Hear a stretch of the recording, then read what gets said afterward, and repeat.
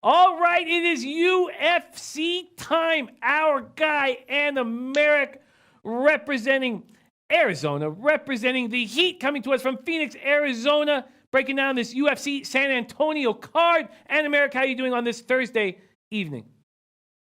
I am fantastic, Jimmy. It is hot as balls outside in Arizona already, but I am used to it. I'm ready to go. Speaking of hot as balls, my ass is on a heater. We're on a 2 UFC winning streak, and we're up about 6 units between the two of those. I'm ready to go. Ready to go. I love hearing that you are rolling. It feels like all of us on betting with the bag have been rolling lately. I mean, Dave LA's been just fire, but it's more than just Dave LA. It just feels like we're having a great month, or even really a great 6 weeks, to be honest with you. Let's bring out the odds here for UFC, the odds here at sportsbookreview.com. So now lay the setting for us. Tell us more about San Antonio. Have they hosted one of these before? You know what? I am not sure. Honestly, I think this might be the first time the UFC has headed to San Antonio specifically. It's the most visited city in Texas. It's where the birthplace of Church's Chicken was, and it is also the home of the Alamo. So a couple fun little facts there before we get into there. But this weekend, it's going to be home for kicking some ass. This is a sneaky good card. When I was doing all the study for this one, it took me so much longer than I expected. I dug into it, and there's just so many little wrinkles. It is guaranteed violence this weekend, and I couldn't be more excited about it. Well, let's start with a female who put a lot of money in our coffers as a huge dog, and that is Roxanne Modafferi going up against Jennifer Maia. Why don't we start there? Maia, Modafferi. Modafferi opening up plus 110 and getting worse. Money coming on Jennifer Maia. She's now plus 116, a 6-cent move at BetOnline. Animarak, take it away. Maia, Modafferi. Well, I am what's known as the Modafferi whisperer, Jimmy. I have nailed this girl's fights pitch perfect for like the last 4 or something in a row. I'm all over this girl. She is criminally underrated, and in the perfect spots you get big cashes on her, and that's what we did when she was that plus 300 dog against the lesser Shevchenko sister just a couple of weeks ago.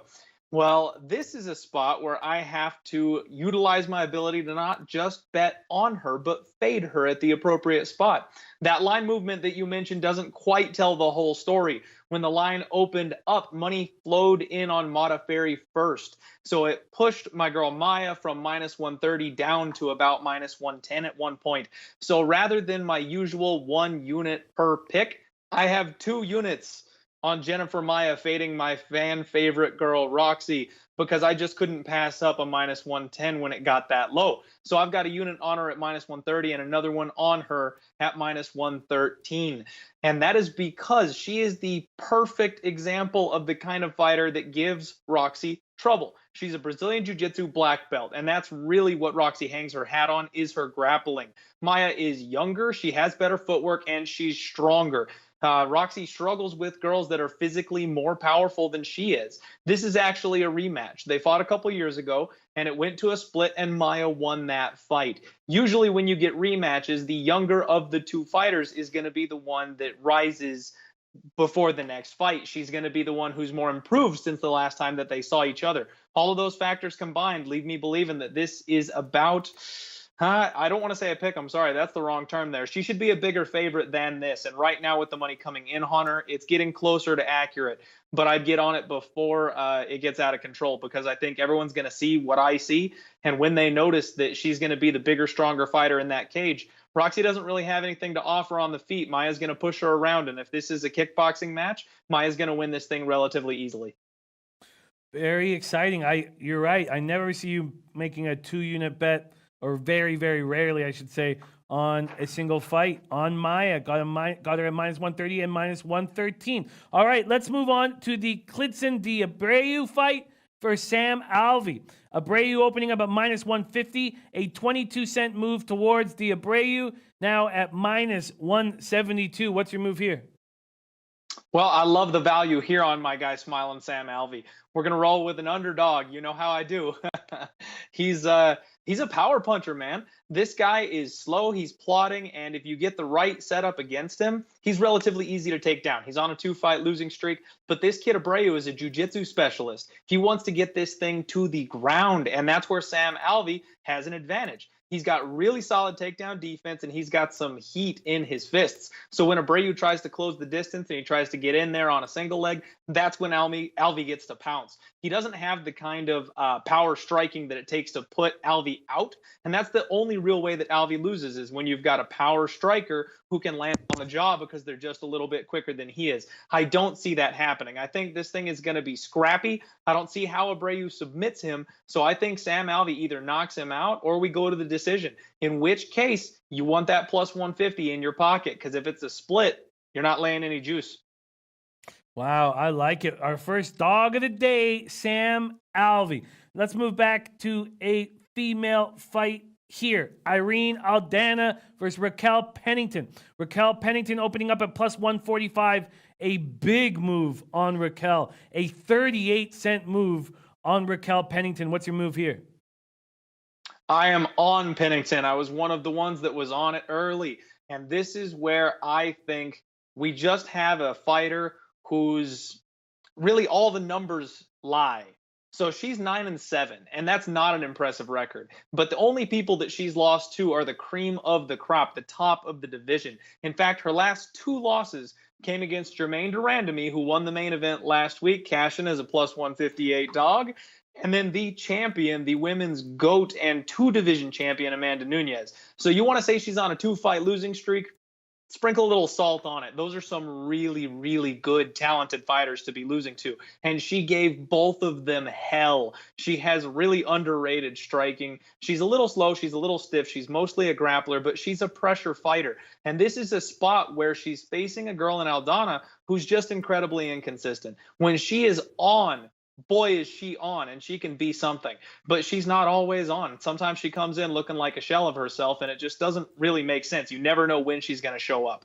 She is a striker. She doesn't have much of a grappling game. She has a solid 95% takedown defense rate, but she has only fought cans or other strikers. So that 95% takedown defense, crunch it up and throw it in the garbage can. It doesn't mean shit in this fight. She hasn't fought anybody that can take her down. So, of course, she has that kind of a takedown rate. I think Pennington is going to get in here. She's going to crowd her up. She's going to close the distance, pin her against the cage, and rough her up or get her on the ground. Once she gets her on the ground, I wouldn't be surprised if Pennington finishes this. Because if they're both on the feet, Aldana's got the lead. But Pennington can hold her own. If they're on the ground, Aldana's a fish out of water, and Pennington's going to kill her. Wow, great breakdown, and got Pennington at plus 135. You only get her at around plus 107 or plus 110 right now. Okay, let's speed up the pace a little bit here. We have the next fight. Where is he here? Francisco Trinaldo versus Alexander Hernandez. Hernandez opening up at minus 165, a 25-cent move towards Hernandez. What's your move here?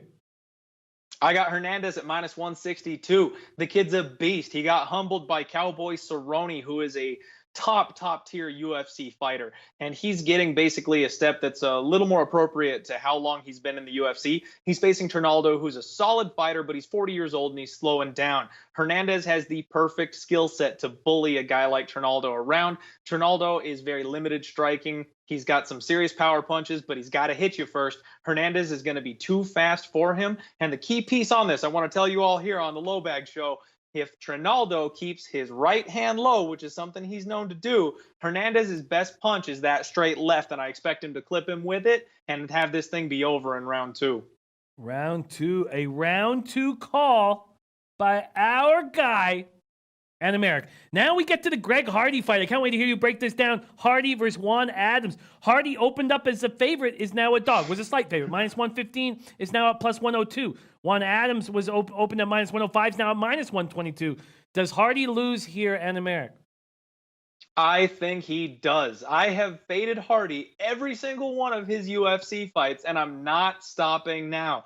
The dude is an athlete. He is next level because of his football background, but he doesn't know how to fight. He's got murderous power in his hands, but he still doesn't really know how to use it. He doesn't have much of a ground game either. So the UFC has fed him cans, and he's crushed each and every one of them. But the one time that the UFC gave him an opponent that wasn't quite so bad, which was Alan Crowder, he was getting his ass beat. He didn't end it in first round fashion, and Crowder turned the tables on him. He started stalking Hardy. He started landing bombs on Hardy, and they got into a bit of a grapple, and that's where Hardy landed that illegal knee and got disqualified. If it hadn't been for that disqualification, I'll bet you Crowder stopped the fight in not a whole lot more time, because Hardy gassed so bad he had nothing left to offer. Juan Adams is a legitimate fighter. He cannot match the athleticism of Hardy, but he can match the size of Hardy, and he actually has wrestling skills. He's also got fighting skills. He's been training a whole lot longer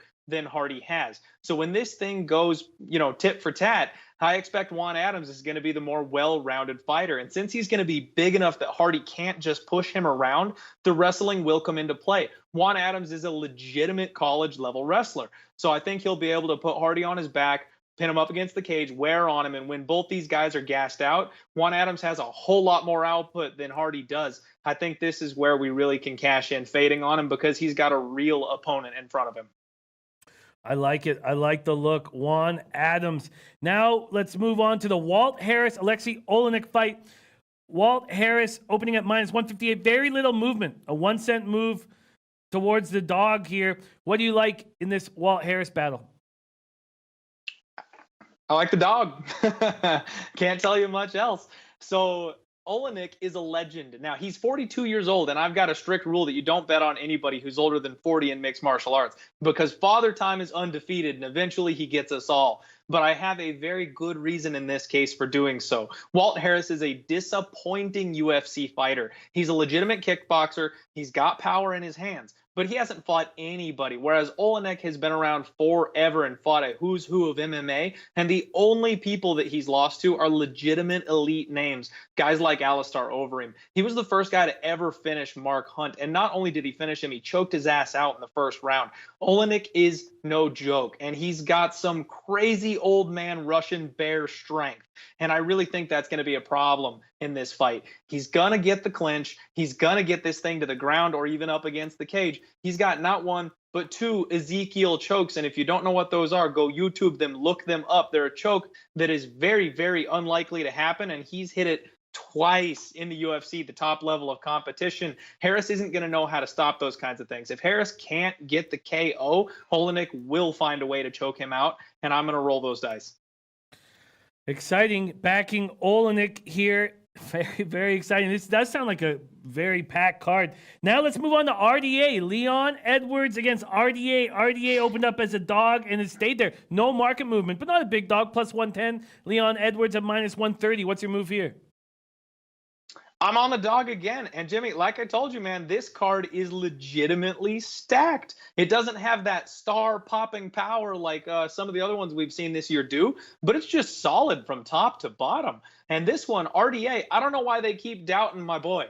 He's a legitimate title challenger, title contender. He's the former 155-pound champion. And now I'm going to say this, it's a bold statement. He might be the best 155-pounder that there has ever been. And yes, I'm including Khabib in that conversation. His body shut down. He was too big for the division, so he moved up to 170. The only people that can stop him at 170 are legitimate high-caliber wrestlers, and that's the champion in Kamaru Usman and the interim champion in Colby Covington, both which have wrestling as essentially their only and 90% of their skill set.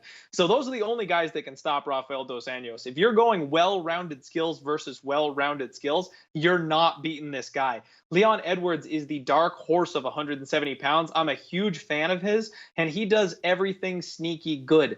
But he doesn't do anything better than Rafael dos Anjos. He shouldn't be a dog. This line should be flipped. Maybe it's thin value, but I'm not betting against Rafael dos Anjos unless you're a top 3 challenger, and Leon Edwards is not. Wow, great breakdown. Elio Topset likes Leon here. Mr. Fatfist is with you with the Alexei move. Says and he's friends with Walt Harris and he's going against him. Elio says, I think Alexei outsmarts Harris and it's over in the second. And this is just great stuff. Our guy, Animarak, and I see that you've put a parlay together for your low baggers. Can you break that down? Absolutely. So my philosophy on parlays for MMA is every once in a while you'll get those lines that are just a little bit too wide. But in MMA, all it comes down to is who wins and who loses. It's not like some of the other sports where it's really thin and you've got spreads and shit like that. If you've got a guy who's about a minus 180 favorite and the line's sitting at minus 200, you don't really want to lay the juice. But if you parlay him with another guy that's right around the same ballpark, you're getting value on both of those guys coming through because they should. So what we're going to do is we're going to parlay Jin Soo Sun earlier on the card, who's about a minus 200 favorite right now, and we're going to sit him with Big Ben Rothwell. Now, Jin Soo Sun is a relative newcomer to the UFC, and he's fighting somebody else who it's also their only second fight in the UFC. Jin Soo Sun gave Peter Yan a run for his money, and nobody has been able to say that so far. Yan is going to be fighting for the title in his next fight. So saying that you're a newcomer to the UFC and you've got that kind of credentials, just barely stepping into the cage, somebody else who's on their second fight is going to get crushed. Not only that, but he is the protege of the Korean Zombie. And the Korean Zombie won by devastating first-round KO in about a minute in his last main event and is a legend of the sport. So if he's hanging his hat on this kid, you know he's damn good. So Big Ben Rothwell is coming in after a layoff. He popped for a tainted supplement, but it turns out it was a false positive. So the poor guy lost several years of his fighting career over that whole thing. He's coming back with a vengeance. He's ready to crush some people. And he's facing Andrei Arlovski, who's another legend in the sport and has only won 2 of his last 10 fights. I mean, the poor guy can't put a win together to save his soul. Big Ben Rothwell is going to have the height advantage, the reach advantage. He's got more power in his punches these days. His chin holds up and is better. He's just better all around. So we're going to stick those two together. We've got plus 131, risking 1 unit instead of risking 4. And we're going to look for an easy cash.